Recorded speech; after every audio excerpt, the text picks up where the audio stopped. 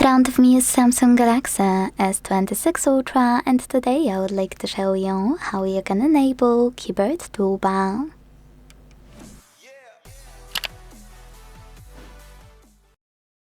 All you need to do is go into settings and scroll all the way down to tap on general management. Now you need to select Samsung keyboard settings and then scroll to click on this switcher next to keyboard toolbar. When your switcher turns blue, go back to your keyboard and check out toolbar at the top of it. Thanks so much for watching. If you enjoyed this video, leave a like, comment and subscribe. Bye!